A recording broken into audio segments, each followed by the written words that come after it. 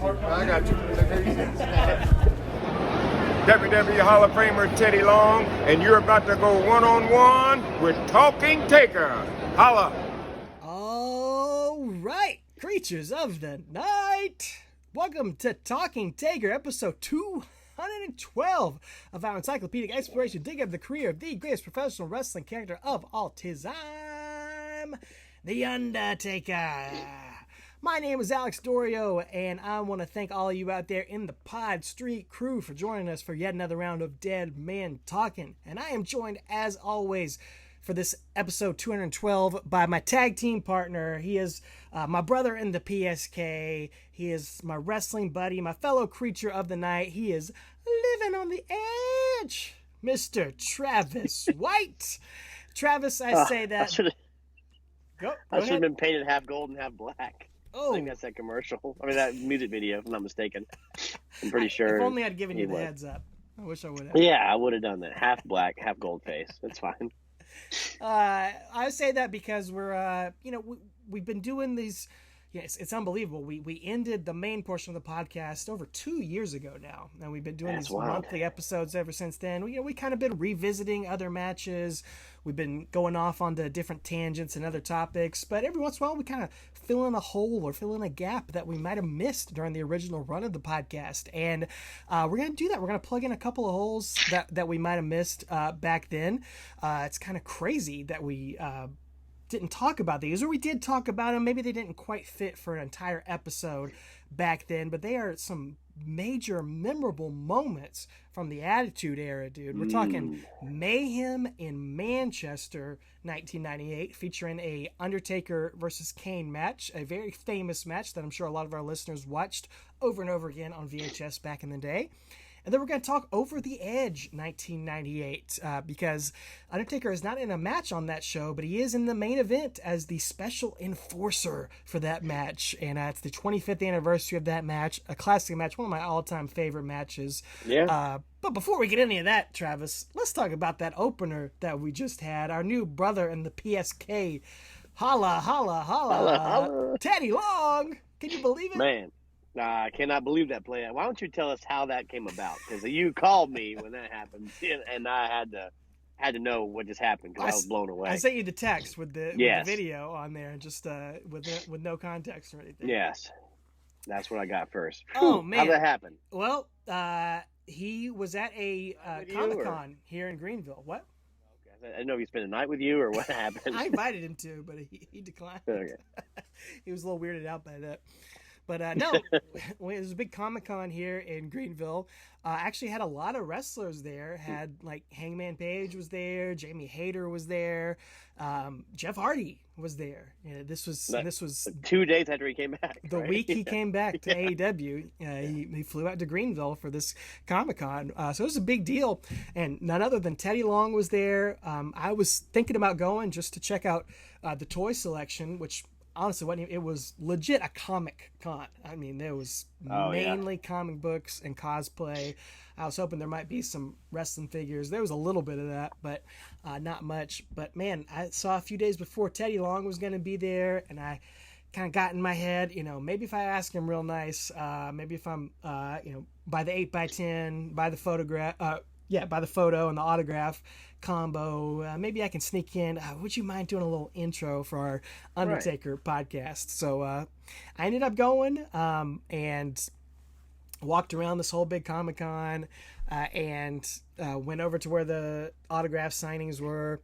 And Teddy Long is right next to Jeff Hardy. That's where he is. So there's about 75 people in line for Jeff Hardy, and Teddy Long is sitting there like Virgil right next to him.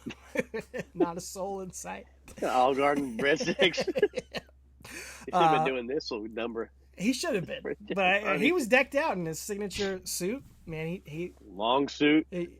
Wore the suit for Teddy the occasion. Long suit, yeah. Teddy Long suit. But before I walked over there, I was headed towards him, and he walked away from the booth. And because I guess he noticed this guy who was walking around with a service dog, and he just went up and he was petting the dog and talking to the dog and everything. It was adorable, man. Teddy Long's a dog lover. So I let him have his moment with the dog. And he walked most back. time they don't want you to touch those dogs. Like, I'm sure he asked. Yeah. I'm sure he knew to ask. But yeah, he walks back over, and I came up to him and stuck my hand out to shake his hand. And he brought me in, for the old brother hug. And he said, "Oh man, how you doing, man?" I said, "Just big fan of yours, big fan. Love to get an autograph and a photo." And he had his selection of 8x10s. If you're watching the video option, I picked the right one. This is Stone Cold on his ATV on his 4-wheeler, chasing down Teddy Long back in 2004, 2005-ish. Yep. And I picked that one out. That was the best one he had. And he said, I'll always remember that moment because when I was running down that ramp, I knew I had to either keep running and not fall or not slow down because that mother effer was going to run my black butt over if I didn't keep running. Which is perfect. Loved that. Oh, holla. So I took the picture, got the autograph, and said, would you mind doing this intro for our podcast? And he did. He had to look over to his little handler there, his gimmick manager, and the guy was like, normally we charge such and such for this, but I'll cut it in half for you. So he did get me. He did, he's a hustler. He's a hustler, but I don't blame him. It was worth the price of admission for that. But he gave me another hug afterwards, said, "Good luck with your podcast, awesome. man." And he was just, oh man, so nice, so kind, so excited to see me. He was happy to do it. He did it with all that classic Teddy Long enthusiasm there. Thanks to our new member of the Pod Street crew, Teddy Long, for doing that for us. Man. Yeah, dude, we're getting we got Teddy, we've got the Godfather. I mean, we're working our way up to the big dog, Taker himself. Oh, we had like Rikishi and Henry Godwin have replied to our post. Kurt Angle, Jerry Lawler, a lot of people have liked and replied to us. So yeah. We're working our way up to Taker. We're still make our way up to Mean Mark one day. We're moving our way up to Mean Mark. So we're speaking of Mean Mark. Let's get to him. That's what you're all here for. You're here for some Talking Taker, and we got to get to our monthly edition of Undertaker Sightings. And of course, our Undertaker Sightings this month and the entire podcast, The Talking Taker, is brought to you once again by our friends at Manscaped. We are so excited to say that here again this month. Manscaped wants to invite you, all you in the Pod Street crew, to join the 8 million and counting men who have joined the Manscaped revolution, have enhanced their grooming activities with all their revolutionary products. Travis, man, I know you've talked about it before. Talk about those boxer shorts, man. I know you're sitting there in comfort in there. We're only seeing your top half, but I know your bottom half is feeling just so comfortable right now. So good. Like I said last month, I only wear these now. I bought 6 pairs, and that's what I wear every day. I mean, they're just so comfortable. They feel like you're not wearing anything, man. They're made, but they're not like silk. They're just soft cotton. They're great, dude. They feel wonderful. Pitch in all the right places, and they're just fantastic. I literally can't recommend it enough. Like, if they weren't a sponsor, I'd still push them because they're great boxers. And I'm not just saying that. I legit mean that. They are awesome boxers. They sent us a pair, and you and I both have ordered more pairs. Yeah, they sent us a pair, and I was like, I'm on this. So I bought a lot more. Well, the great thing about it is if you want to order them out there, you can use the same code that we did. That's code TAKEREASY, TAKEREASY, for 20% off your entire order. So you can order a whole new set of boxer shorts, one for every day of the week. If you get 20% off of there, plus free shipping on your order. That's from our friends at manscaped.com. And I do wear boxers all 7 days of the week. I just have them washed. You rotate. Before that 7th day comes up. Yeah. I don't know. Good for you, man. The 7th day, I'm just Tom Petty out there, just free falling. So, no. Anyway, all right. I didn't know what you meant. I know. Running down a dream. I don't know. I won't back down. Last Dance with Mary Jane. You know what I mean? Yeah. Oh, breakdown tonight.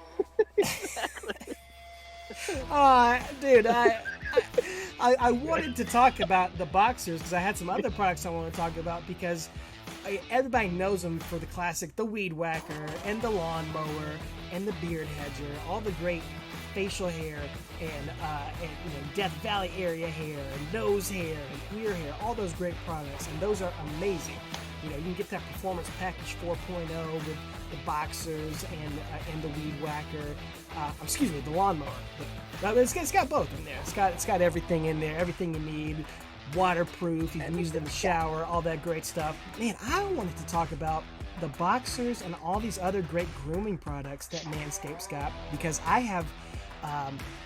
They sent us the Crop Preserver and the Crop Reviver, which the Crop Reviver is like a little deodorant spray you can use if you don't have time to take a shower. You just still spray this down. And look, honest to goodness, I work from home. I don't take a shower every day. So sometimes, I just get dressed and I'll spray a little Crop Reviver on and I'm all set. But I've ordered some additional stuff. I was looking around their website, and this stuff they didn't send us, but I got the beard balm. So a little beard cream in here, and I guess if you know me, I've got this beard I gotta take care of, and we gotta have a little beard wax, a little beard gel to put in there. So Manscaped's got their own. It's got that signature scent. I've been using that all month. And have you seen this, Travis? Have you seen the foot duster spray? Oh no, but I might need that for my children. My middle child gets in the car after school every day, and it smells like a beached whale. Brother, this is what he needs. Shoes, man. Yes. I gotta get that. Yeah. This should have been in his Easter basket right here. Should have been. I'm the same way, dude. It's summertime. I got my flip flops. I got my chacos on. I put this by the door and just have a little spray right before I put those on and head out for the day. It'll change your life. It'll make your wife happy. It'll make you happy riding in the car with your kids. It's essential. It's a little foot deodorant for you. So Manscaped's got all that, and you can get that 20% off and free shipping with the code TakerEasy. Isn't that awesome? That's awesome. That's super awesome. Yeah, I will definitely be grabbing that foot spray for the children. They stink. Dude, dig around on manscaped.com. They are more than just the razors. You get the replacement razors like Randy talked about getting a couple weeks ago on the pod.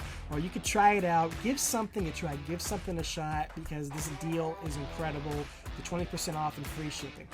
And hey, Father's Day is next month, so grab something for your father, your father-in-law, your brother-in-law, your future son-in-law, whatever. Grab something for the man in your life, for Father's Day. That'll be next month in June. So that's a great point, Travis. So glad you brought that up. Help support the show by using our code TakerEasy at manscaped.com for 20% off your entire order. Get the best in men's grooming. Give all your other grooming products the last ride. Tell them to rest in peace and make the change over to Manscaped. All right, so that's out of the way. Let's talk about our Undertaker sightings for the month of April now. I can't believe it, man. We're entering May. Where has this year gone? But no idea. Feels like it was just Christmas. Let's talk about the big one, man. Another great episode of Rivals on A&E featuring The Undertaker and his rivalry. I don't know if I would have put this one out there. Spoiler alert, next month on the show, we're going to talk about The Undertaker's top 10 rivalries of all time. We're going to rank our own. I don't know if Randy Orton's going to make my top 10. He wouldn't initially, but maybe after watching this Rivals special, he might move on up there. Did you have a chance to catch it? I still haven't got a chance to catch it, but I remember you were telling me on the bonus episode that it was basically Untold, the same stuff from Untold, which is, that was a great episode, but I wish they had some more new things to put on there. But yeah, I will get it. I will take a chance. It's just been a crazy season right now for my family, so I haven't had a chance to watch it at all, but I will. Yeah, it is good. It's like you said, it's that if you watched it on the network, the WWE Untold special about Undertaker and Randy Orton, a lot of the same footage of that episode. Of course, with the addition of the analysts who are such experts on the subject, you got JBL, Booker T, dude. Of course, Freddie Prinze Jr., and then people who are intimately familiar with the Undertaker's career, Natalya and Devon Dudley. I would wager... Oh, brother, testify. I would wager my entire paycheck that Natalya has never seen an Undertaker-Randy Orton match. No chance. Who knows? But these rivalries specials on A&E, they're all really easy to watch, really well done, and I do think we enjoyed watching the Taker Orton rivalry a lot more than we remembered or that we thought we would, and we gained a much deeper appreciation for it when we covered it on the show. Yeah, well, I hated Randy Orton back then, like legit, like at the time, and now I absolutely love him. He's one of the greatest of all time. So yeah, my perspective on him has changed. So my appreciation for that and for what they saw in him in 2005 has changed dramatically because I see it now. It just took me a long time to get there. Yeah, I just hated that guy. I mean, yeah. So it's a great rivalry, and yeah, we'll see how it stacks up next month on our top 10 rivalry list. We shall see. I wonder if it will make it on either of ours. We will see. Sweet. But another special on Peacock. I actually didn't have a chance to see this one, but you told me about it. They had the WrestleMania 38, 24. Yeah. 38, 24. WrestleMania on there. The 24. I don't know if they call them 24s anymore. Yeah, I guess they do. But, whatever it is. Behind the scenes, look at WrestleMania 38, and Taker had some fun moments behind the scenes on that one. Yeah, I still haven't finished it, but I'm on the second night of it. But anyway, it's funny because it shows, obviously Taker wasn't on the card, but he was the Hall of Fame and stuff like that. But it shows him, the best part of the whole thing is him backstage ribbing Vince for just his whole interaction out there with who's it, Pat McAfee and right.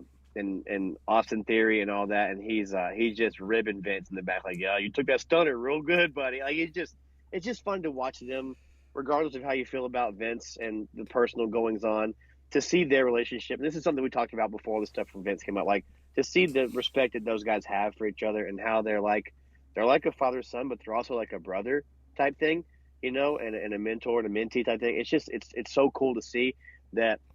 There's probably only a handful of guys that could put their hands on Vince's shoulders, squeeze his shoulders, and just rib him for how awful he looked out in the ring, and be able to have Vince laugh at him. Because right. I mean, God forbid Titus O'Neil slapped him on the butt and got fired for like 2 months or whatever that was. I'm just saying, like it's a great point. Who you are, yeah. But to see that Taker has the clout to be able to do that, and to see that Vince took it in jest, and it was a really cool moment that I'm glad they captured. And yeah, again, it's just Taker just brutalizing Vince for just how awful he looked out there, which everyone's thinking, but right. No one can say. No one can say it. Yeah, maybe him and maybe Pritchard can say it. I don't know. Pritchard might not be able to say it. So, but anyway, it was really cool. That was just the best part of the whole thing.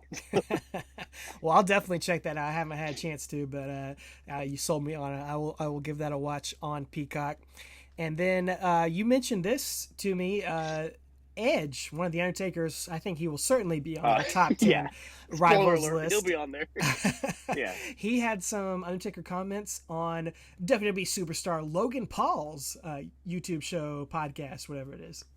I watched Impulsive today because I saw Edge was on there. And it was filmed the week of WrestleMania, right before Mania. Okay. But it just came out, like, I guess as we're recording this is the end of April. So it's been 4 weeks since they recorded it. But, he was Logan Paul is amazing at his craft in wrestling right now, but he's coming to it late and doesn't know a lot. So his co-host is asking Edge questions, and he's getting fed questions from a producer.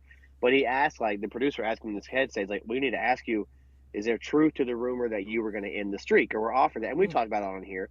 And it's just nice to hear Edge hear it from the horse's mouth again, where Edge is like, yeah, I was offered that. And I said, absolutely not. Like, and they were like, why not? He said, why? I was a made man. He's like, I was already main eventing WrestleMania. It doesn't do anything for me to beat the streak. He's like, plus I thought the streak should never have been beaten. Anyway, he's like, that was the other. He says, he just reiterates stuff we've been saying for 5 years, that is the other main event match at WrestleMania. You got your world title match, you got your Taker match. Those are the signature matches that are going to be there every single year. So he was just putting it over and saying, yeah, I was offered it, and Logan Paul's like, do you regret it? He goes, no. Why would I want to be the guy who ended history? And he doesn't do anything. So then, of course, they asked him, do you think it ever should have been broken? He's like, no, but if so, he's like, obviously, I love Brock, but Brock didn't need it. Roman needed it, but it came, a couple years too early, or he's like, I think he's doing fine now, Roman is, but yeah. Roman should have been the guy to do it. But, anyway, but it was just really cool to see that. And also, they just talk about Taker a little bit, about just like Logan's asking him, like, just about that guy. Like, do you think he is the epitome of this business? And Edge is like, yeah, he's everything in this business. He's just, and he's been there for 30 years on top. Like we always say, like, he's not gone down the card. He's been at the top since day one, which is insane to think about. You know, because Edge talks about his career and how he had to kind of come up and down and this and that and the other, you know, and really find his character and all that. And he's like, and no one else could have made that dead guy. He's like, he had white face paint and purple eyeshadow, and he's supposed to be dead. He's like, it's stupid when you think about it. But but he made it work, and he evolved it, and he changed it, and he saw the need, and he's still that same character until he retired. Like, so it was just cool to hear, again, a guy that's this close to Taker say the things that we've all those fans been saying, you know, and we've read from journalists or whatever. It's nice to hear it from somebody who matters, you know. So that was all it was. It was just very cool to hear that. I'm glad I caught it before we recorded this. Oh, absolutely. That's great points. You know, Edge, he's just the coolest guy too. No, he is. But I was gonna say that feud in 2008, he didn't. Would it have been amazing if he beat the streak and you know, could it have changed his career? Of course. But like that whole rivalry that took place across all of 2008, he didn't need to beat the streak. I mean, he still grew and was elevated in his career and in his standing, even by losing that match and losing the Hell in a Cell match. You know, he was such a great villain in it, and the great villain didn't win. You know, he lost. He went down, got chokeslammed to hell, basically at the end of it. So it's not always about all the wins and losses. It's about, you know, how you perform. The story. It's about the story. Bingo. That's what Edge says. It's about the story. Nobody tells a story better than Taker. So, but it was just really cool. And there was a comment underneath. I screenshotted. It was somebody said, "I got into wrestling. Like La Familia is what got me into wrestling." So I hope they're younger than us. But anyway, he was saying that feud between Taker and Edge in 2008. They said, in their opinion, this commenter was like, that's one of the top 3 feuds of all time. Yeah. And that, of course, they come in that late. They probably think that, which, again, it's definitely one of his top feuds. Both guys. It's gonna be in our top 10. Yeah, it's gonna be in our top 10, no question. I thought it was interesting. I just wanted to mention, also talking about WrestleMania weekend, I wanted to mention the Hall of Fame weekend. Not a lot of Taker talk during the Hall of Fame, but a couple guys definitely with connections to Undertaker. Of course, the headliner, Rey Mysterio, had some not many matches with Undertaker, but the ones he did have were so good. Royal Rumble 2010 with the 619 to the face. Yep. Man, I love that Royal Rumble match with them. It didn't make my top 20, but it was like right there in the top 25. It was right there on the outside. Love their chemistry. What a great Hall of Fame speech from Codan as well. The best. I said this on our bonus episode. He should go into the Hall of Fame just for giving that induction speech. It was honestly probably one of the best I've ever heard. Yeah. And I've seen all of them. So it was incredible. Tim White, first referee into the Hall of Fame. Uncle Tim. Famously the referee for the Hell in a Cell between The Undertaker and Mankind. So certainly has a lasting legacy with The Undertaker. There's a great picture of Tim with the BSK at Taker's last ride or final farewell there at Survivor Series 2020. Just shortly before he passed away there. So I don't know if he counts as an official member of the BSK. I don't know how that goes, but he's certainly tight with those guys and got along with them. I posted that on our Instagram back during the Hall of Fame weekend. So very cool. Great moment for his family. Threw me for a loop when his twin was out there on the stage, dude. Yeah, I was like, what? Yeah, what happened? Yeah, crazy. And then other sad news. I got another guy, no real connection to Undertaker. I looked, man, Googled, I was searching for Undertaker versus Bushwhacker matches, but didn't see any out there. But got to say rest in peace to Bushwhacker Butch. Certainly one of my favorite tag teams growing up. Travis is doing the march over here. And with the sideways crooked hat. You loyal Talking Taker listeners might remember that my dad, we did a little interview with my dad here on the show at one point. Not a wrestling fan in the least, but he said, and I didn't know this, but he told me his favorite tag team was the Bushwhackers. That's what he liked about wrestling. The man's got good taste. I texted him when Bushwhacker Butch died, and he said, Damn, my favorites. I'll do some stomping this week in their memory. So I don't know if he did, but I hope so. Oh. Did you love the Bushwhackers? You sent man? somebody that and told me to guess who it was. I'd have guessed that was your dad. Of course, man. Did I love the Bushwhackers? Yeah. Absolutely, dude. They were one of those people that like moderately into wrestling with Sting and stuff, and then just flipping channels. But like they caught my attention as a little kid. They my brother and I used to do that. Like not even really watch it, but do that walk and. You could do that for someone, within 10 years of our age. You could just do that. They'd know. And they'll know it's you're doing the Bushwhacker walk. Those guys never put on a 5-star match ever.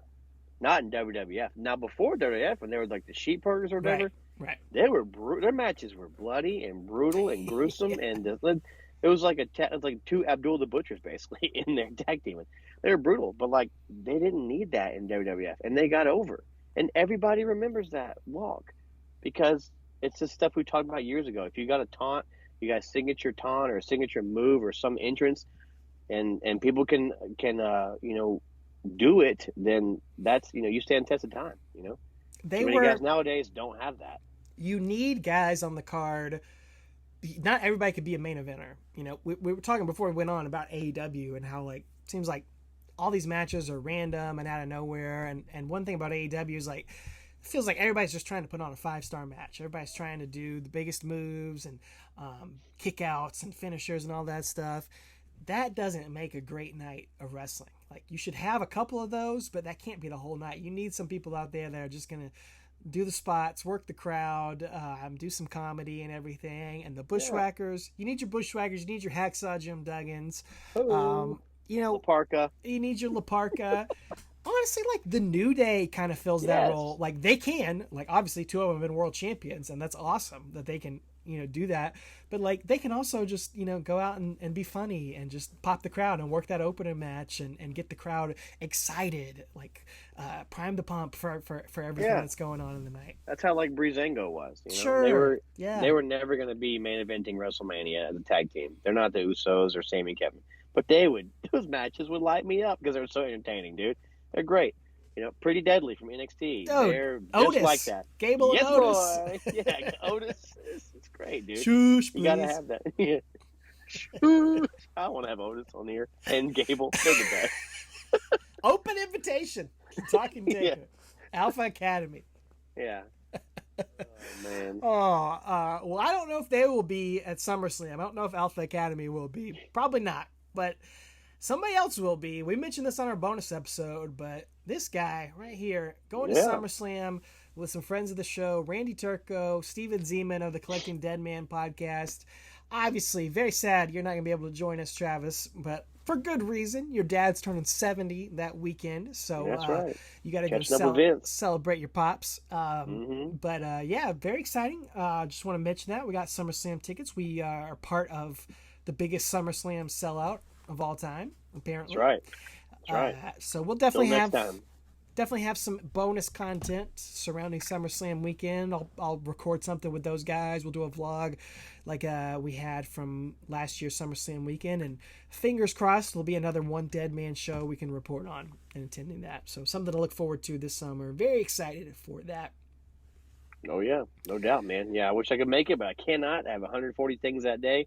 But I will be watching that evening from the Peacock. And you'll have a SmackDown report for us in a couple weeks. I will, a couple weeks. May 12th, I'll be at SmackDown in Knoxville. So the SmackDown after the Backlash. So we'll see what happens.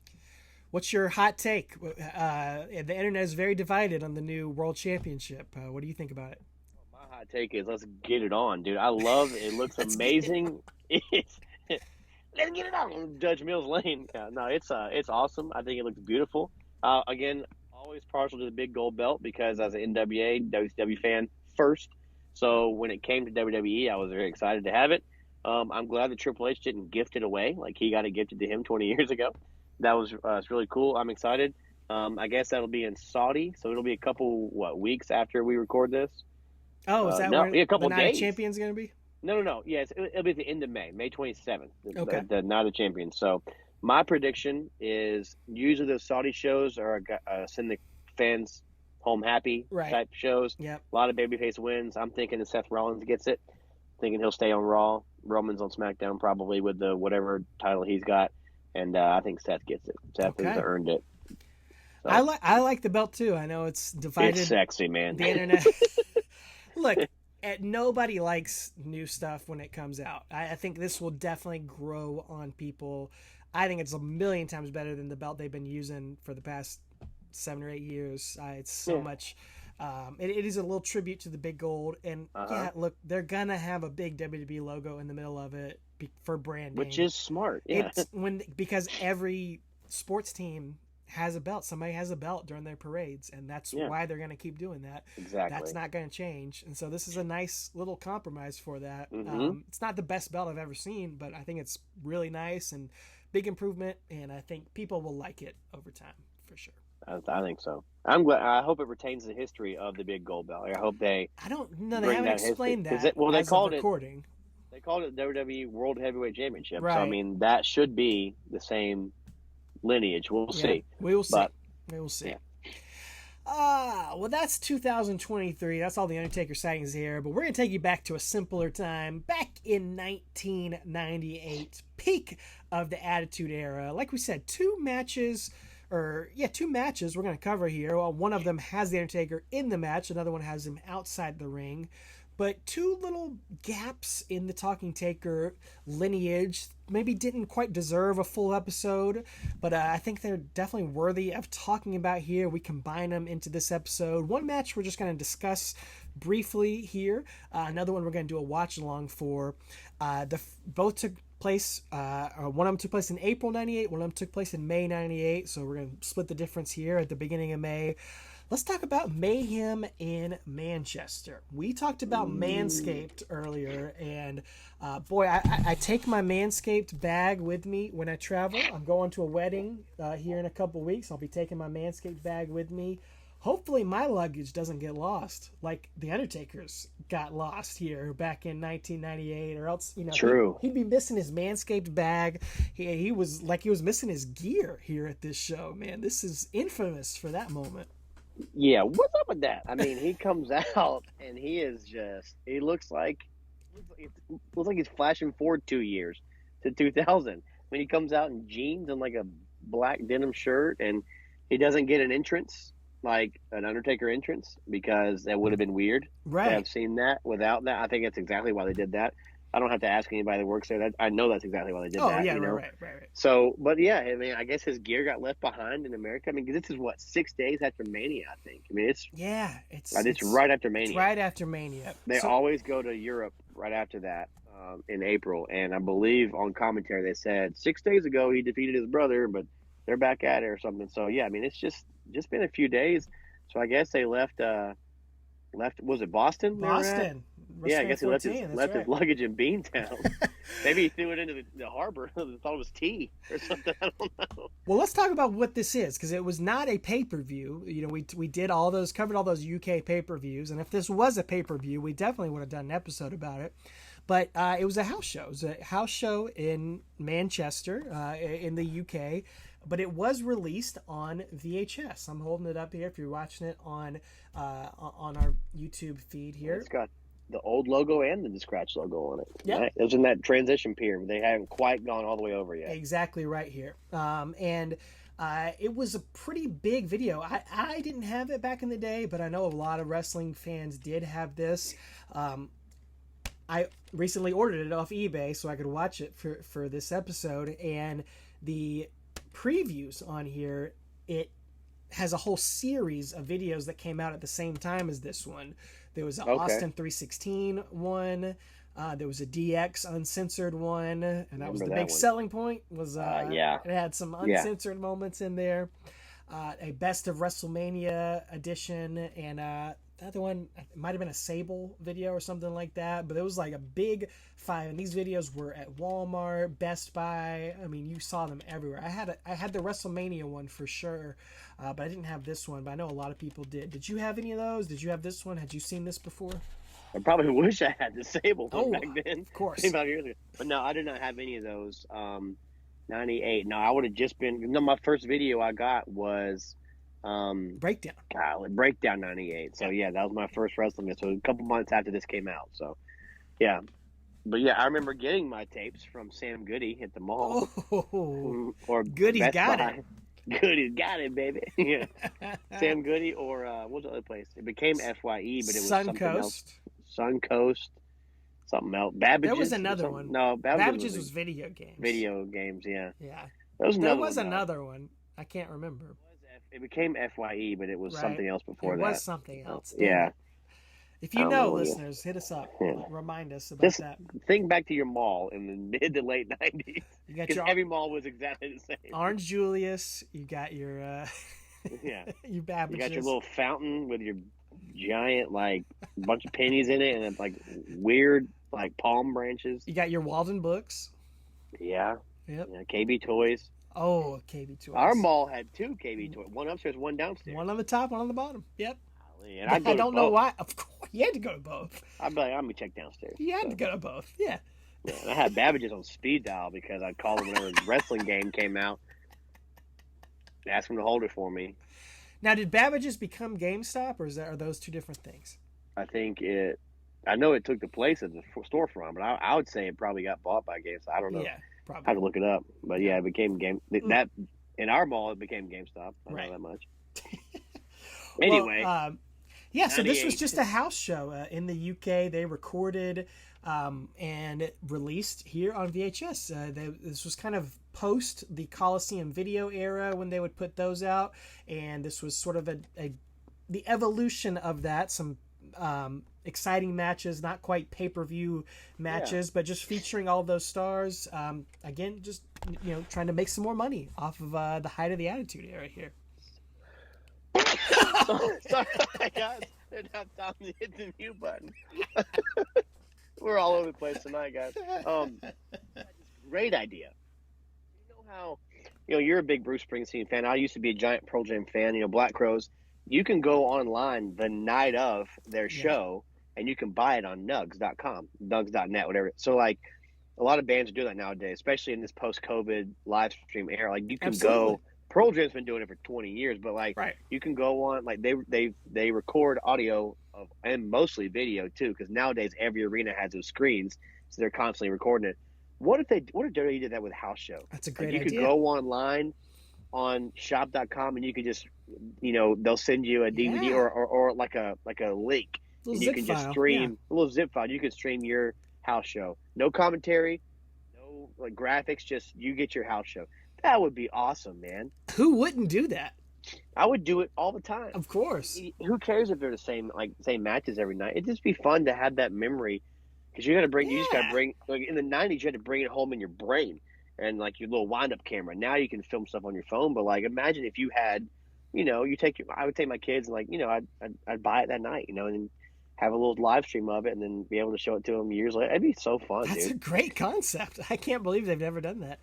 I might have to write an email. You might get hired. Golly, that's a great idea. That's a great idea, man. Maybe a Barry Horowitz here. Well, if you were to take the recording of this show home, let me tell you a little bit about the card here, what you would see. So this tape it's some of it is clipped, some of it's not the entire show. Once they get into the bigger matches, they do show the whole match, but some of it is hosted by Michael Cole, and he's just kind of narrating highlights of some of these matches. So we start off a hot opener. I talked about the Bushwhackers being a great opening match. This one, we got 2023 AEW superstar Jeff Jarrett taking on Brockus. What's next, dude? Just go. Next. Yeah, Jeff Jarrett defeats Brockus. Then we got the Godwins defeating the Disciples of Apocalypse here. Skull and 8-Ball. Take my money. Main event anywhere in any country right there. Good golly. We got Bradshaw defeating Mark Marrow, following that up. That's probably fun. That was kind of fun. Ken Shamrock, and Owen Hart, who is weirdly wearing maybe his gear got lost or something too, because he's wearing his 1996 Slammy award winning gear, even though he's the Blackheart during this time. Very strange. They defeated The Rock and D'Lo Brown in a really fun tag team match. Dang. Highlight of this one, watching it back, was Ken Shamrock went to the crowd and got a sign out of the crowd and took it in the ring to show everyone that said, "Rocky sucks, Val Venus." Oh, wow. 1998 for you. Yeah. Goldust defeated Cactus Jack, if you can believe that. Whoa. Yeah, he got the win over Cactus Jack. We had a big cat fight with Luna and Sable in the middle of that one.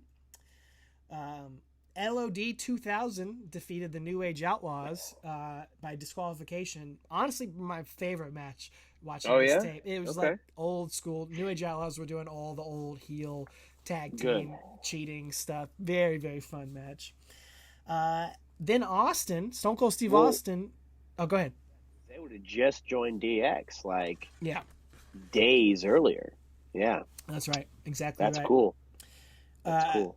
Stone Cold defeated Triple H. So right after he defeated Shawn Michaels at WrestleMania, obviously Shawn goes away for a while after that one. He moves on to defeat Triple H. Chyna gets involved. Chyna eats a stunner on this one. Pretty good little match. And then surprisingly, our main event is Kane versus The Undertaker instead of the world champion, Stone Cold Steve Austin, Triple H. We got the main event. Triple H wasn't a main eventer quite yet, so we got Kane and Undertaker as the main event of this match. And yeah, dude, that's so weird. Taker is in street gear. I think we've already disproven the rumors that Undertaker lost his gear at Survivor Series 2000. With the Godfather himself talked about that here on the show and disproved that rumor. But this again further disproves that, I think, because he didn't borrow anybody's gear when he lost his gear. He just wore street clothes out to the ring. And so very odd sight to see here, and I think that's what most people probably remember if they've seen this match. Yeah, it was different to see in this time. You know, if you're watching it in 1998, you're like, what is happening? But it is cool, like I said, to see, knowing what we know now. He probably got a taste for like, do this. You know, I can do this. Because, you know, a year and a half later, he's gone for a few months and then goes back as the biker taker. So, I mean, maybe this was, maybe he's like, okay, well, all right, well, I can change. Because, I mean, like he always says, the reason he had to change because of guys like Austin and guys like, Triple H and stuff like that, just their character.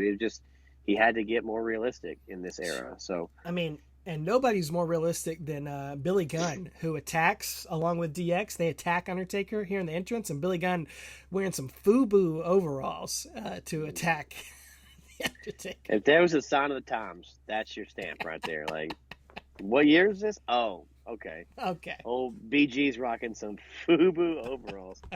Speaking of, I just had somebody give me a Tommy Hilfiger jacket for my birthday. It was their like dads that just passed away. Nice. And they like, this looks like you, Travis. And I was like, heck yeah, it is. Absolutely. I've never owned Tommy in my life, but it looks exactly like a grandpa jacket that I would wear. So I got like 4 grandpa jackets now, so I can't wait. I love it.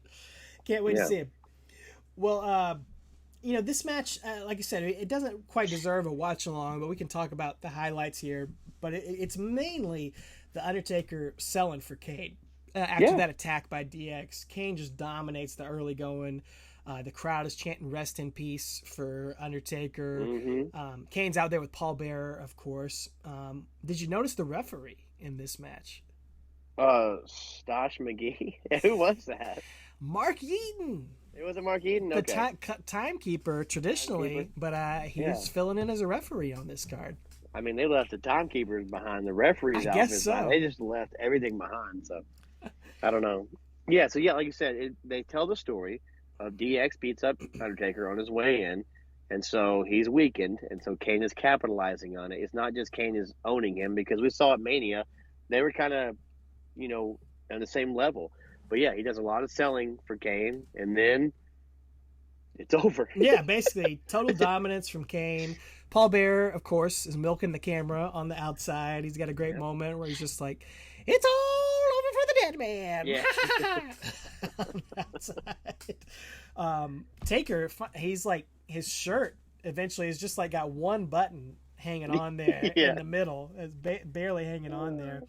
But he gets a goozle choke slam on Kane after getting beat up for a few minutes, and then Kane gets right up from that choke slam. He doesn't even sell it. He just gets right back up. But then Undertaker hits a tombstone and gets the win in about 5 minutes here. Yeah, like 5 minutes long, and it took him 3 tombstones. Still kicked out after 3 at WrestleMania. Yeah. But then this one, it took him just 1, and he pins him. So. Paul Bear's on the apron. He gets a punch from Undertaker, gets knocked down, and then Kane it's like he wants to fall off the apron, but he doesn't quite. He's like kind of scared, so he just holds himself on the apron, like kind of hanging half off and half on. So it works. Funny. Yeah, that's great. Kane does get up again. He doesn't sell the tombstone for long, but Undertaker clotheslines him out of the ring and celebrates. So we leave the fans send them home happy here. And it's not much of a match, but it is definitely, I'm sure, so many wrestling fans in 1998 owned this tape. And so it's probably a very famous match for a lot of Undertaker fans. Weirdly, it was never on the WWE Network. It's not on Peacock to this day. I don't really understand why. I don't know why stuff is on there and why stuff's not. So I'm still waiting for WWE Saturday Night, the whole series. Oh, and man. all of Thunder. They're still missing some Thunders on Shotgun Saturday Night. Shotgun, Velocity. Where is it? Release know. the Velocity tapes, WWE. I know. I don't understand. We need to start a hashtag on Twitter. So get it going. It doesn't quite deserve its own episode, but I think it deserved a mention. You'd mentioned it back on our Unforgiven 1998 episode. You recapped it a little bit, but I think it deserved another look back here. 25 years later, very famous match, even if it's not a very great one. But this next match we're going to cover, Over the Edge 98. We're going to go more in depth on it. This is the main event of that show. Stone Cold Steve Austin is going to face Dude Love with Vince McMahon as the guest referee, Pat Patterson as the guest timekeeper, Gerald Brisco. Gerald Brisco is the guest timekeeper. Pat Patterson is the guest ring announcer. The Undertaker is the guest enforcer on the outside of the ring. And I'm just going to be selfish here and say this is just one of my favorite matches of all time. So I just thought it'd be fun for us to do a watch-along commentary on it, just for kicks and giggles here. But it does definitely have the Undertaker in a significant role. I think it is. Unless you remember otherwise, I think it's the only time he ever played an enforcer / referee role ever in his entire career. I think so. I think it is. I'm trying to wrap my brain to think if there's anything else. I mean, he's interfered in main event matches before, like at King of the Ring at the end and stuff, but 98. But I mean, as far as, or like chokeslamming Edge to hell and all that stuff, like he's come back or kicking out of the casket. But I can't think of him being an actual, organized enforcer or referee. He never was a guest referee. He never wore the zebra stripes ever. No. But yeah, I think this is one time only enforcer. So certainly a unique anomaly here. Travis, what do you remember about the storyline going into this match as we get ready to watch it back?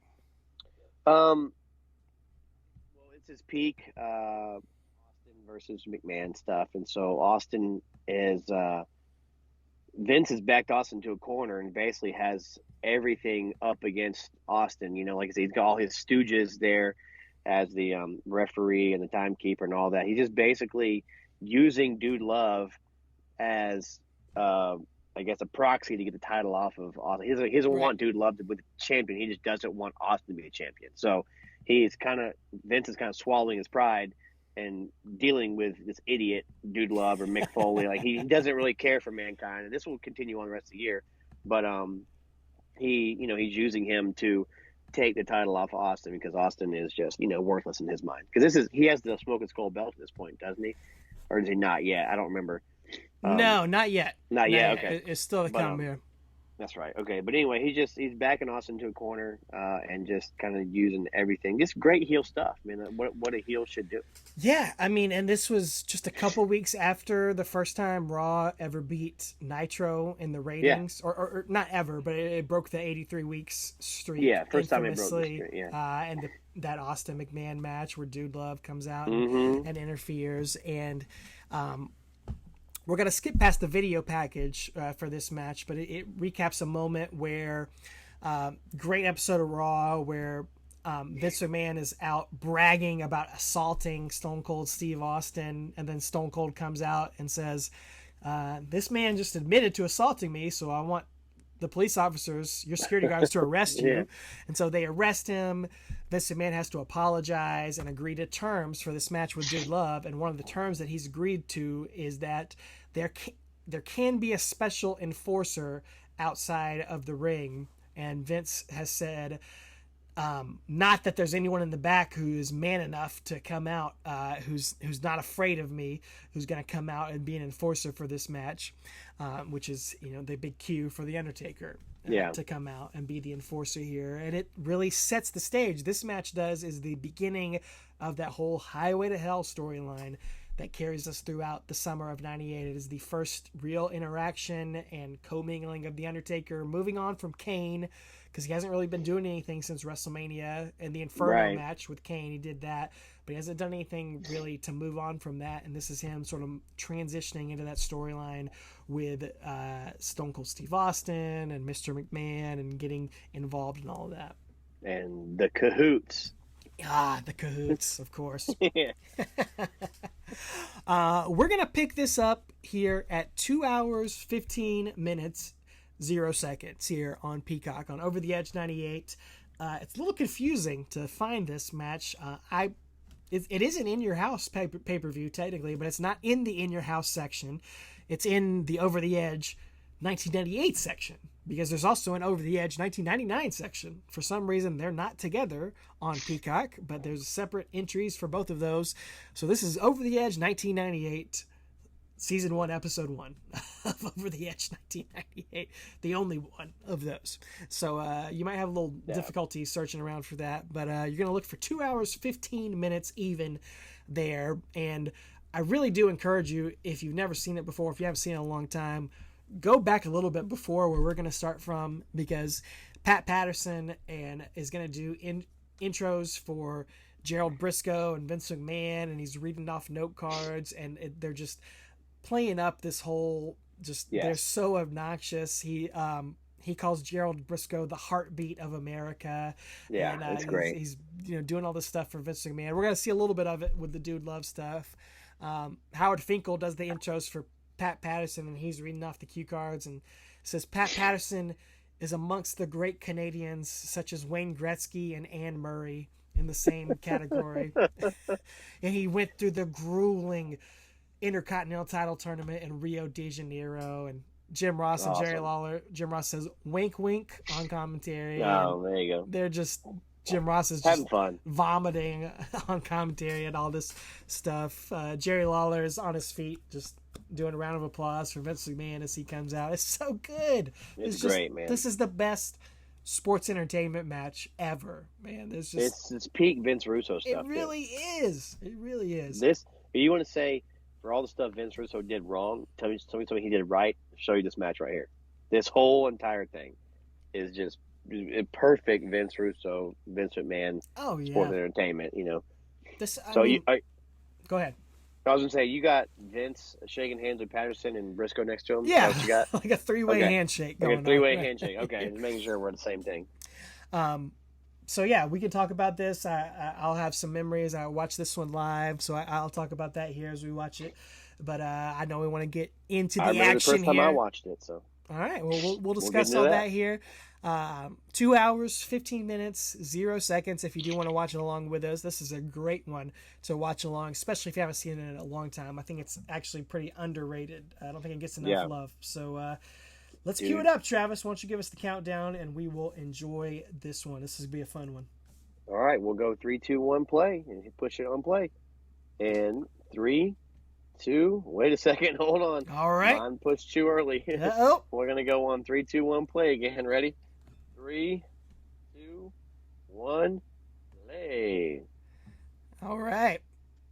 I waited a second because I accidentally pushed the space bar. All right. So Stone Cold, please whoop my... Dude, what a great sign. The Revco in Milwaukee, Wisconsin was sold out of cardboard on this night. Oh, yeah. I hope everybody has a science project due next day. They were SOL. Yeah. So, yeah, this took place on May 31st, 1998 at the Wisconsin Center Arena in Milwaukee, Wisconsin. Milwaukee. Dang. Pat Patterson... Well, he's saying something here. Yeah. Pat Patterson is 57. I looked up today, and Gerald Brisco is 53. I think. So he's Chris Jericho. Right.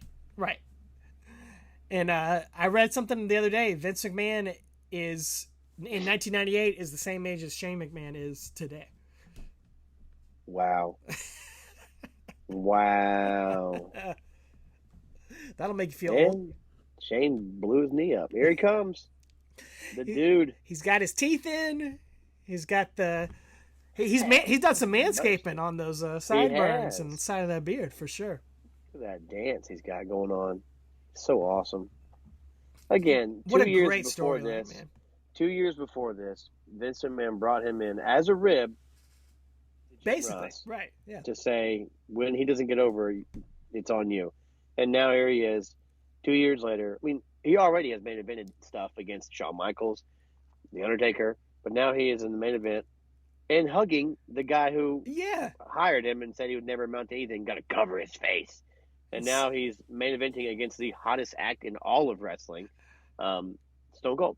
And it's so creative, it's so fresh, it's so original, and that's why WWE was starting to turn the tide against WCW here. People were getting tired of WCW, some of the same old NWO, Hulk Hogan beatdowns and everything, and this was so fresh and so unique. That's why I ordered this pay-per-view. I didn't order all the pay-per-views because it was a battle back then trying to get mom and dad. I told you my dad didn't like wrestling. You know that for sure.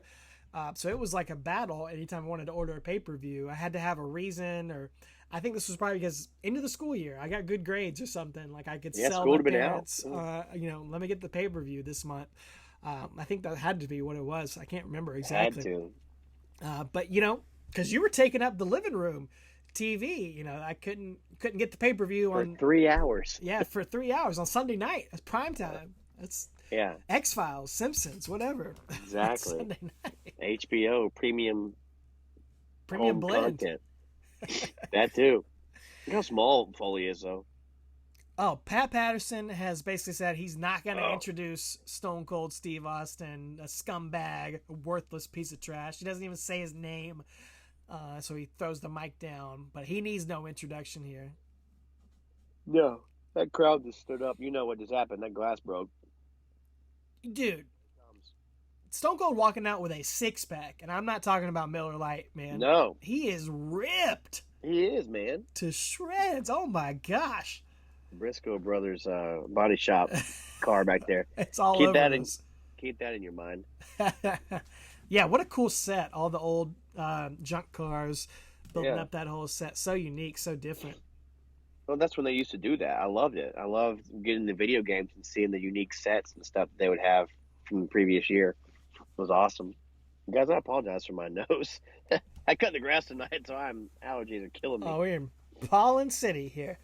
Yeah. Yeah, Austin has a six-pack of abs on him. He is 37, 38 here. I think it is. He's our age. I think he's, yeah. I don't have a six-pack. Not at all. But yeah, do I look that angry and mean? In my head? Do I look that mean? I think you would if you shaved your head, yeah. You think so? Well, we'll find out.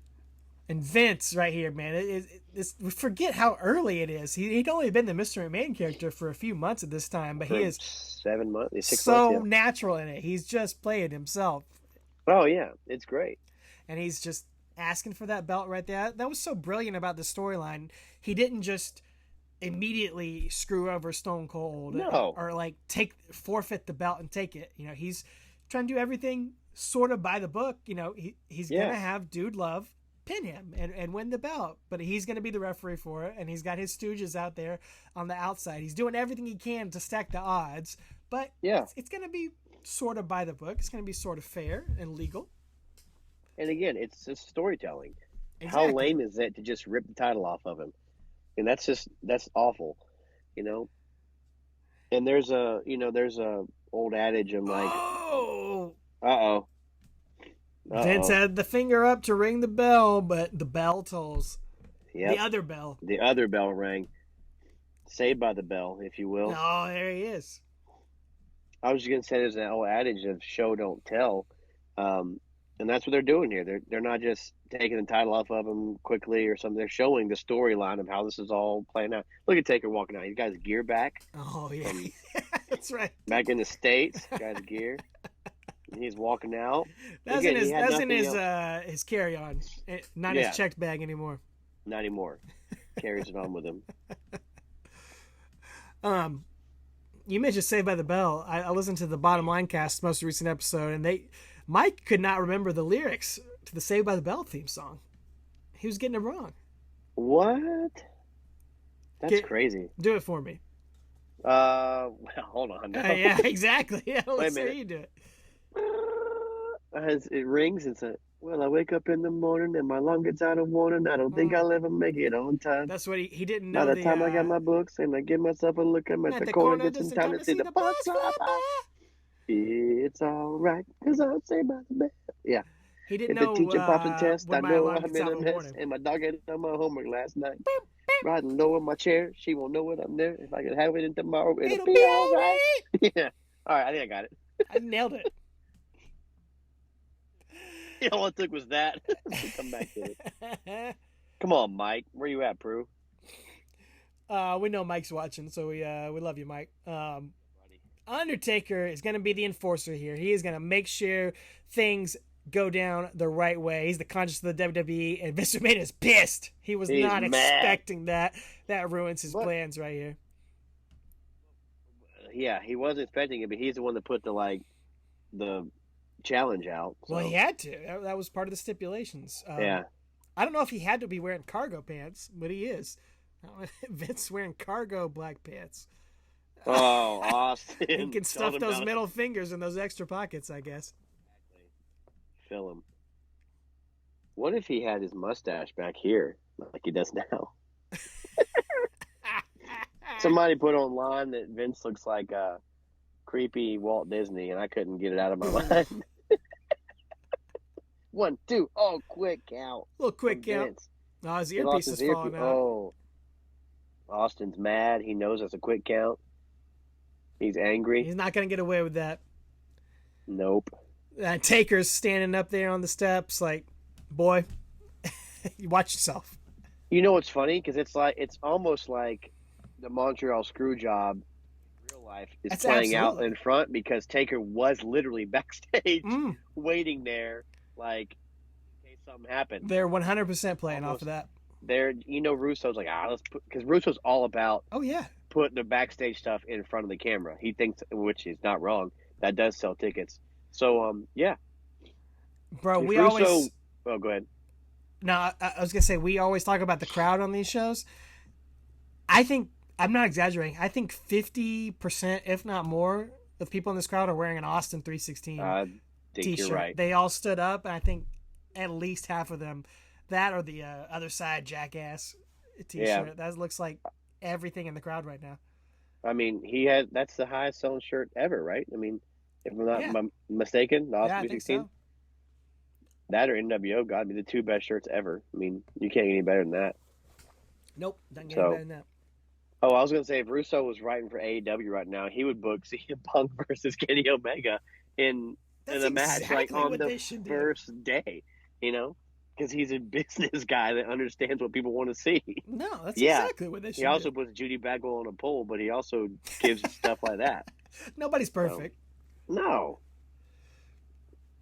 Dude, love. So this, let's see, 98. So in the fall, what game would have come out? Oh, we would have still had WWE NWO Revenge. Austin threw him by his shirt. He Irish whipped him by his shirt. So that would have been like Warzone or something for the PlayStation. Right. Is that his teeth? That's Dude Love's front teeth right there. And Stone Cold stomps on him. What a great moment. Golly. And that was not planned. That just happened. Right. And Stone Cold was smart enough to notice it and play into it. That's why this match is so good. What a pro does, man. He's so good. I love Dude Love's fake tattoo on his shoulder, too. Yes. the red heart. Just like colors it on. It's so funny. And Dude Love is such an absurd character, but like only Mick Foley could pull this off and sell this, where he's this corporate Dude Love character. But it absolutely worked. I mean, this stretch of Monday Night Raw going into this, it's iconic. Like if you're gonna go back and watch, so it's like watching a great season of television. It is. Yeah, if you want to watch good wrestling, don't. If you want to watch good entertainment, and you're not going to get a bunch of 5-star matches. You're going to get a bunch of entertainment, bunch of good storytelling, and just stuff that captivates you, man. Yep. It's great. Yeah, like you said, this is the character he always wanted to be, that basically was told this will never be because it's too stupid. So they put him in Mankind, and then he's allowed to bring Cactus Jack in. Right. And then he's allowed to bring Dude Love in. And honestly, he's always said I had more fun as Dude Love because I got to be the guy I wanted to be. He was my character as a kid, you know? Right. It'd be like me and you getting to wrestle and you being, Gordita. Those characters where we used to make. Chalupa. They're in Wisconsin? Milwaukee, Wisconsin. Milwaukee. Brewing it up. Vince McMahon is crazy.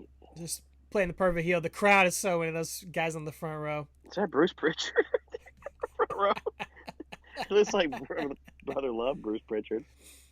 Taker's wandering the outside like a lion. Oh, Russian leg sweep from Dude Love. Oh. Vince. Shoots the half. Tore his quads. Falling over there. Look at that glare from Undertaker back in the corner. Watch yourself. Watch your back, pal. Crowd's getting into it with the chants. Oh, yeah. So 98, I mean, you were definitely watching back then. I don't think... Oh, yeah. I think I watched this with Paul Lands back at my house. I don't think you watched it. You said you remember watching it for the first time, though. I do. I watched it with you at your house. Okay. We, I believe, I don't know if you had it on tape yet or if you rented it. I definitely recorded it off the pay-per-view. That's what it was then. Yeah. One night I spent the night with you and you're like, I got to show you the greatest match that, like, at the time you were just like, this is one of the best matches ever. And, I'd obviously been following wrestling, but I hadn't seen this match. And I was always more WCW and WWF. I still loved it. But, I'd rather watch a Nitro versus a Raw if you had to, gun to my head. But, I spent the night with you one Friday night and we watched this and I was like, this isn't so good. It's so fun. It's so fun. It's just everything, man. It's just, and it's cool because, like you mentioned, the tide's kind of turning in the business. And these are these guys have been around for 8 years, 10 years, but on the lower card. So this is fresh meat in the main event, dude. Like, whereas on Nitro, yes, you've got Goldberg and you've got maybe some DDP-ish on that edge. But, like, other than that, you've got the old guys who've been around forever in the main event, which, again, is great. But with this in 1998, people wanted something different, and that's why WCW was able to, or WWF was able to, overtake them. Yeah, these were WCW guys. They rode together. They were friends back in WCW. And it's so funny that they've changed and transformed so much from Cactus Jack and stunning Steve Austin. The head stuck in the ropes. Dude loves the spot that cost him his ear. Exactly. Back against Vader. Oh, he saves the ear tonight. Yeah. JR just said he lost half an ear that way. No, okay. Taker's just looming in the background, making sure Vince is not screwing stuff up. He's such a great presence on the outside. That reminded me of, like, the AJ Styles thing when he's standing there and the light comes on and Taker's right behind him. Yeah. Oh, of course, to the Sorry. Spanish announce table here. Savinovich. The Spanish announce table. The SAT. Are those guys still the Spanish announcers? No, Hugo Savinovich has not been there for a while. Okay. He just rags on the company all the time. On podcasts and stuff. No, the guys that are there are good though. I do. I like You watch the Spanish commentary? I listen to it from time to time. Hey man, 4 days from now it's Cinco de Mayo. I'll listen to it then. I need some. Yeah, why not? Change it up. Well, And you know when they're in Saudi Arabia, I listen to that one. Oh, you did? So That sue one? me. They're going to be in backlash. Which one is and that? I'm going to listen to the Puerto Rican one, which is probably Spanish. I don't know which one's that one in Saudi Arabia, so I don't want to offend anybody by saying the wrong language. We don't want to cancel Travis here. But, No. Let's talk about what the announcer just said. Pat Patterson just announced that this is a reminder that this is a no count out match, which was not announced beforehand. That was Vince McMahon walking over to him saying, Dude Love's not going to lose that way. Exactly. And Jim Ross just has a conniption saying, since when? Oh! My favorite spot in the whole match. And then Austin. What just happened? Oh, he clotheslined Dude Love off of the timekeeper table into the crowd like a bat out of hell, just 100 miles an hour. No mat. No mat on the concrete. And then Austin just goes nuts and puts his middle fingers up, and the crowd loves it. He's stopping on He's just stepping all over. I never noticed that before. He's just making stuff up. Never noticed that before. He walks over the guardrail and just starts stomping on Brisco. Oh, what an insane bump, man. Those are the bumps that took years off of Mick Foley's career, too. Yeah. Like, he would do stuff like that in every match. It's not just the Hell in a Cell stuff. It was little things. Just, it was awesome, but not necessary. Oh. Austin just rode a bucking Bronco. Yeah, he did. Bounced off the middle rope. Whew, Hurt went his flying. knee somehow. The sign says Vince sucks. Oh, the heroic Gerald Brisco. He holds up the hammer. He's up. He's okay. He's got the hammer. The heartbeat of America. That's right. That's what we always call him. Basement slide, drop kick to Austin to roll him off onto the apron. Fellow podcaster Gerald Brisco. That's right. Uh-oh. About to go for a tope suicida. Not quite. Or not. Mick Foley. Ooh, Whoa, stunner. neck breaker right there. Almost like a diamond cutter. And now Vince. Taker's just chasing Vince away. All right, Vince is telling Patterson something. He's giving him another reminder. Just a reminder. Oh, it's a reminder that Kid falls Rock? count anywhere in this match. Oh. Yeah, just in case anyone had forgotten the rules that were not announced beforehand. Exactly. It's perfect heel move, dude. It's great. So smart. And So funny. It's cool because sometimes they have these matches booked, and then like on the night of the show, they go, "Oh yeah, by the way, this is no DQ." Like Yes. Punk and Jericho at WrestleMania 28. Undertaker had a few. I think there was Undertaker, Taker Triple and H, Triple H, and yeah. Saudi or Australia, wherever they fought each other. And they're like, "Oh, by the way, this Yeah. is also But like this one, it makes sense. And even I think with Seth and KO had one. Is that with the Silent Mania? I think they had a match and like it ended, and then like it restarted or something. But like it didn't make any sense. Ooh. But this one all makes sense. It's all part of Vince the is story. scrambling. He's doing whatever he can to screw over Austin here. Yeah. And Austin just pulled a D'Lo Brown and went through the front windshield. Yeah. Oh, nice callback. Yeah. Like he did a D'Lo. That's right. About 8 months before. Again, this is so funny. They're using these cars that are out there for the stage, and it I love plays a part in this match. They're taking bumps off of them. Pinning him on the hood of a Honda. Yeah. Vince counting on the slow count. Oh. And Vince has that frustration, like, oh, only a one count. Well, hope Vince doesn't do a leapfrog, because he might tear his quad like his son did if they're the same age. Brisco has walked up the aisle holding the bell and the hammer in his head just to be there to ring the bell, just in case. Oh, stun gun on the trunk of a car. Gonna pin him. 1, 2. Oh, Vince with a pretty nice count there. What kind of car is that? Is that a Geo? Could be. Geo Metro? I don't know what that is. I remember Alex Doty in high school drove one of those. Used to drive me home in one of those. Who go drive you home? You think they have those cars in the warehouse? Absolutely. They probably got at least one of them. It's a cool set. It's so cool. Oh, Austin goes flying over the Cadillac. Or Oldsmobile or something. Yeah. The Caddy maybe. Might have been an Oldsmobile. I don't know. I get them confused. Looks like what you used to drive back in high school. Yep. Exactly. You drove an old tank, man. I did.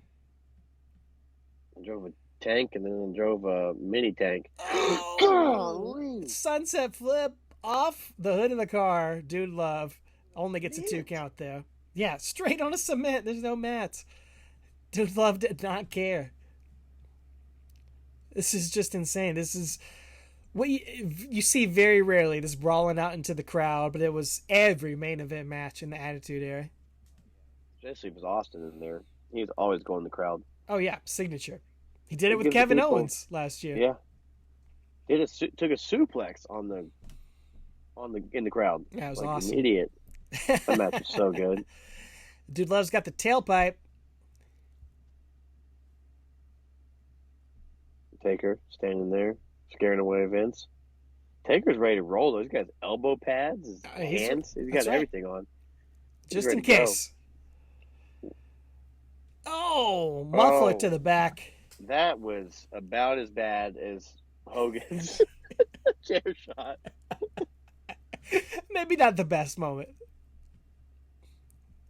He was waiting for Austin to. But Austin's cut open. Yeah, busted him open somehow. Hit him on the back and it cut his head open. Hit him so hard the blood shot out his forehead. That's like Mortal Kombat or something. Vince can't believe it. He's so frustrated that Dude Love hasn't won yet.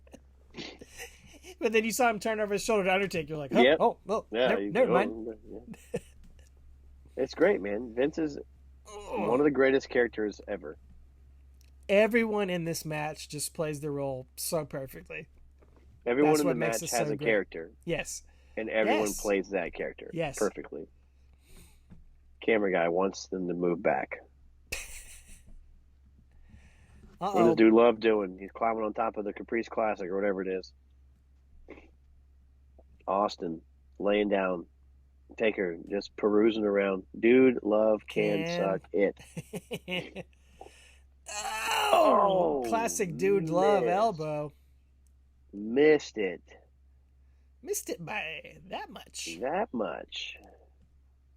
Oh, man. Stone Cold with the quick cover. 2. Vince looking over his shoulder at Taker. That's so good. Golly, they're all playing their roles so well. It's just fantastic. Taker's making sure everything goes by the book here. Johnny Longshorts in the audience there. Golly, this screams 1998, man. I love it. His shirt says "Think Big," and he certainly is. Well, what's your favorite memory of your old Cadillac that you drove in high school? Probably knocking those dudes off their bicycles at the beach on accident when I tooted their horn. I tooted the horn at them, and it sounded like a freight train, and they fell off the bikes. And I looked in my rearview mirror, and I felt really bad because I didn't mean to scare them off the bike. I just meant to frighten them. I mean, that's pretty good. Fell off their bikes onto the sidewalk. I was gonna say when we also almost killed you. Yeah. A bee flew in while I was driving you home. I mean, the first weekend I got my license, and first day I was driving you home, and a bee flew in the window, and I tried to grab it or something. I don't know what happened. I tried to move out of the way, and I turned the wheel, and we drove into a neighbor's yard and hit the mailbox. The mailbox skidded across the hood and hit the window, and we stopped, and I checked on you, and you were all right, and our hearts were beating 1,000 miles an hour. And I might have peed my pants, but yeah, we survived. We survived. Yeah, the mailbox went flying. It went flying like Dude Love off the top of a car. So I drove my mom's school right there and told her what happened and left a note on the people's window and drove to Lowe's that night and got him a new mailbox and came back and brought it and they said, we'll put it up, just buy it for us. So I was terrified. That was the first day I ever drove to school from home. Never forget it. Crazy. Nope. I also loved that I didn't have a CD player. I had a Walkman. Oh, that that's had right. The tape, the cassette tape thing you plug in. Now that's a throwback right there. It's so good. Oh my gosh. Is that Taka Michinoku on the outside? It might be. I'm not being I legitimately think that's him. It might be Taka. He had to pull double duty on this night. He had a match earlier in the show. Yeah. Oh, on the exposed turnbuckle. It really does look like. It does. I wasn't being facetious. I know. It legit looks like him. So, Dude I understand the implication of the stereotype. I did not mean that at all. I just meant that literally looks like Taka. Dude Love slowing things down here with Austin. He's got the chin lock on, bringing the crowd down because we're going to bring him up here. Oh, Hawaiian shirt guy. Loves it. Austin just opening a can right now, blowing this comeback on. Oh no. Hit his head again. 1, 2. Oh, it kicks out. And it's so strange to see Undertaker there just on the outside. It's just a role we don't ever see him in, just hanging out on the outside. There was a sign that said Taz fears Rude Boy. And I don't know who Rude Boy is. I don't know. But I do know who Taz is. I loved some Taz. Did you? ECW Taz was amazing. Oh, yeah. Were you into ECW much, like 98, 99?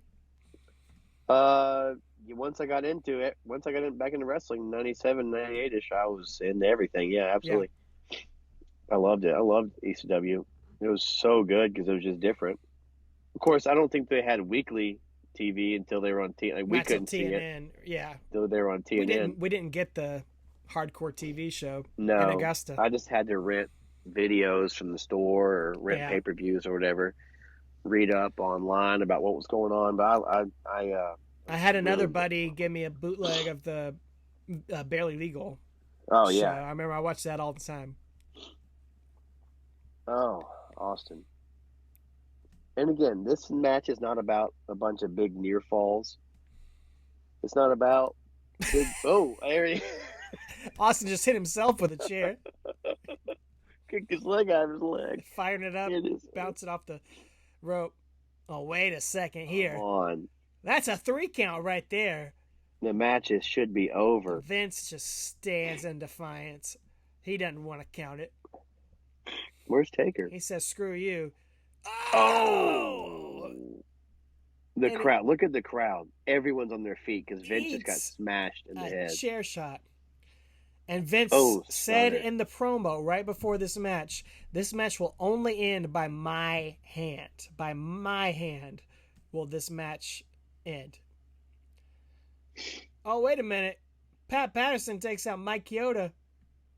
Oh, and classic. Then punches him. Patterson punch. Taker, what are you doing? This thing's getting out of hand. There.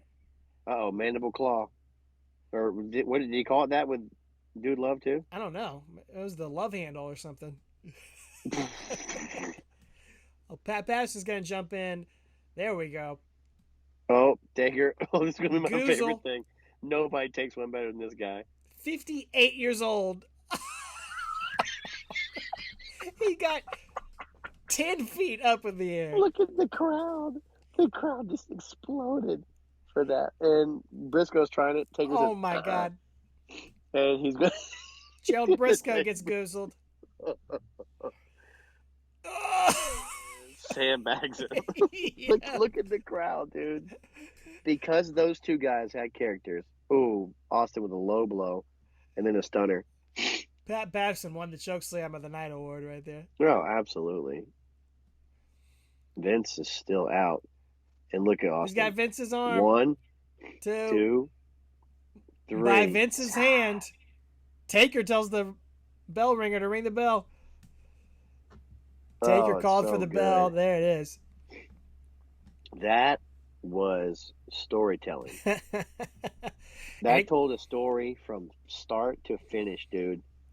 And we saw it right there. Taker gave the little look. He's giving it right there. He's giving the look to Stone Cold that says everything right there. Like, all right, now it's me and you.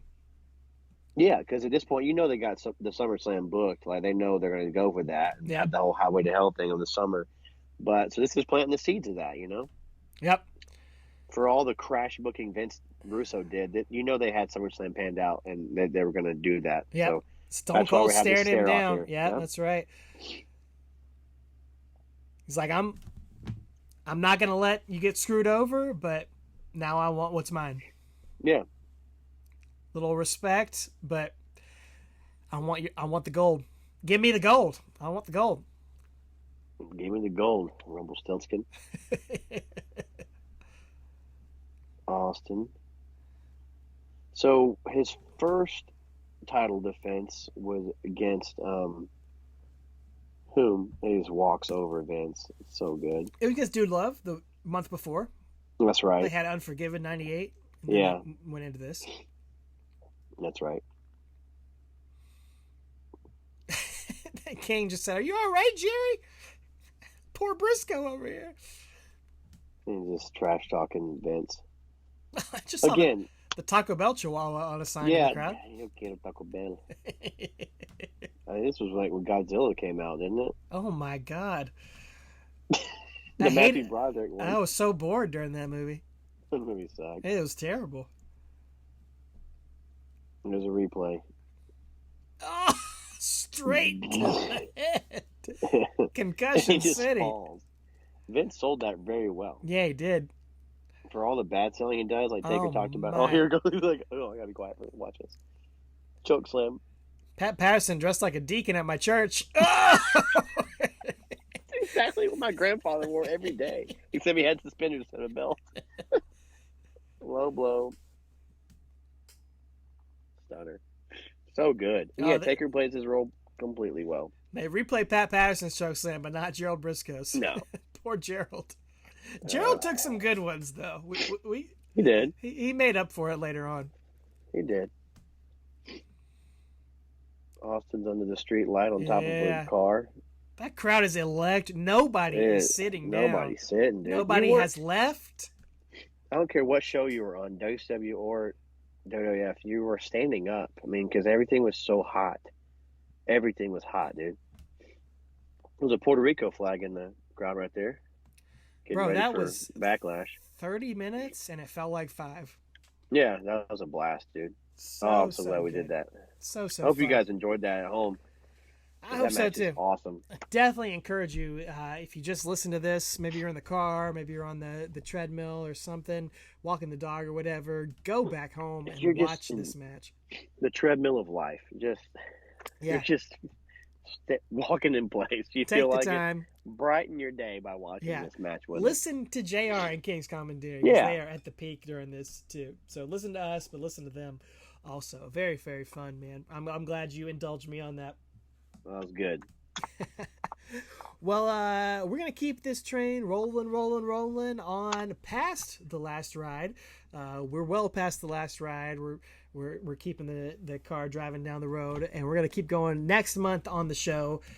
June 1st. This is May. June 1st, we'll be back here. Like we mentioned earlier, the top 10 rivalries of The Undertaker's career. I'm going to bring my top 10. Travis is going to bring his top 10. We're going to count them down. We're going to see what matches up, where we intersect, where we diverge. Will Randy Orton make the list? Will Edge make the list? Will Mick Foley make the list? Will Vince McMahon make the list? I don't know. Make your own list. Count them down with us. It could be Giant Gonzalez. A-Train. They will never be on it. King Kong Bundy. I can't stand that man. That's on just your because of that match. Personal top 10 rivalries. No. Travis's rivalries with people on God's planet. King Kong Bundy is number 3. Well, be sure you are subscribed here on Spotify, Apple Podcasts, or YouTube so that you don't miss out on that episode. Be sure you listen to our latest episodes. You know, we dropped a bonus episode in the month of April. We had Randy Turco on the show talking about The Undertaker's shaving a haircut 2 bits. Very fun episode, inspired by Manscaped, talking about a couple of historic haircut moments in The Undertaker's career. In case you missed that one. If that sounds odd to you, go back and listen. It was fantastic. It was odd, but it was fantastic. Crazy entertaining. And then CM Punk, he's in the news these days. We covered his match with Undertaker at WrestleMania 29 for its 10-year anniversary there at the beginning of April. So be sure to catch that wherever you listen or watch our shows. Speaking of Tommy, I want to give a shout out to his Watch Along Wrestling YouTube channel, Tommy on the Spot. 10 years after WrestleMania 29, he went to WrestleMania 39 in Hollywood. He was Hollywood swinging. And took his wife and his daughter along there. He's got a whole series on his YouTube channel, the entire week in Hollywood, vlog series on there. It's great, man. I really enjoyed it. They go to the WrestleMania store, the Access store, walk around that. They walk around Hollywood. His daughter got to do a meet and greet with Bianca Belair, which is her favorite wrestler. So it's so cool to see her. So excited to meet her. Her intro at Mania and then the story afterward. You see the story about that little girl whose mom died that morning? Yeah. That was, dude, I mean, I almost cried in that intro. I'm not gonna lie. I almost cried at the end of the John Cena one. I had never cried during a WrestleMania entrance, but 2 times this year I teared up. Like Bianca's, I didn't even know the story of the little girl yet. I just saw them out there. It must be because I'm getting older or because I'm a dad or what. I don't know what it is. I was like, 2 times in Mania, my eyes filled with water at 2 entrances, and it was Bianca and John Cena. So anyway. We'll go. That's very true. Very true. We'll go watch Tommy's video. It's very heartwarming too, guys. His daughter is very young and is having an incredible time at WrestleMania. Of course, shout out to our other PSK brothers, Mike and JV and the Bottom Line Wrestling Cast. They got they're doing it a couple times a month here. They've been going through stunning Steve Austin, right in the heart of the Dangerous Alliance era, covering some of that time. He's not quite Hollywood Blonde. Not quite. No, just stunning. He's got his Saved by the Bell tights on and his ponytail and everything. And then Steven Zeman from the Collecting Dead Man podcast. He's coming out once or twice a month. He had a great episode covering all the big Undertaker figure news that was coming out of WrestleMania weekend. Mattel revealed all sorts of Undertaker figures. I don't know if you saw this, Travis, but they're doing a Survivor Series 1990 box set with a debut Undertaker along with the gobbledygooker in the egg in like a Survivor Series VHS commemorative box. It looks incredible. It looks awesome. It looks super awesome. Yeah. Those guys, just like us, they're kind of part-timers. We're like the part-timers coming back at WrestleMania. We don't do podcasts every month anymore, but we're coming back a couple times a month or once a month. But it's gonna be high quality. Us and Bottom Line and Collecting Dead Man. Not every week anymore, but still good stuff. Absolutely. Like I said, make sure you subscribed. Make sure you head over to manscaped.com and use the code TAKEREASY for 20% off your entire order. Get the beard hedger, the performance package, get some of the creams and the sprays and the lotions and the boxers. Scroll around on manscaped.com. There is way more there than you realize. I guarantee you, if you're listening to this podcast, there's something there that you could use that would benefit your life. So go check it out. Use our code for 20% off. And check out tpublic.com. I'm going to post some links here. Got a new t-shirt coming to tpublic.com. Haven't dropped a new t-shirt in a while. It may be up there by the time this show has aired. I've been working on a little logo on there for everybody in the Pod Street crew. Hint, hint. Got a little PSK shirt that's going to be coming up, and TeePublic has got sales going on all the time. So check the links there. Check out maybe something fresh for your summer wardrobe out there. Get your PSK tattoo on your belly. Ooh. I'll give $10 to the first person who does that. 10 whole dollars. I'll do that. Oh, $20. Yeah. $20. $20. Who wants it, you see? Hey, if you were there in Manchester in Mayhem in Manchester. Manscaped in Mayhem. Mayhem and Manscaped. Manscaping Mayhem in Manchester. That sounds that's a nightmare. Sounds terrible. Yeah, if you were there, we want to know what you thought about Street Clothes Taker. It's like one of those alternate on like the wrestling games, you push like the C button on the Nintendo 64 and get an alternate outfit. So yeah, if you were there for that, let us know what you thought about it. Let us know what you thought about this match. If you were there in Milwaukee, yeah, I mean, what a classic match. What do you think about Taker's involvement? And yeah, how do you guys rank this match on a scale of 1 to 10 for sports entertainment? Sports entertainment wise. I don't want your 5-star Meltzer stuff. I want your star rating for sports entertainment, because we give it a 10 out of 10, baby. It's the top of the cream of the crop. So, cream for the crop for Manscaped. So, anyway, cream of the crop. So, yeah, we'll see you guys next month. Hope you enjoy. Happy Cinco de Mayo. Pitch announce team. I'll be listening for you in Puerto Rico.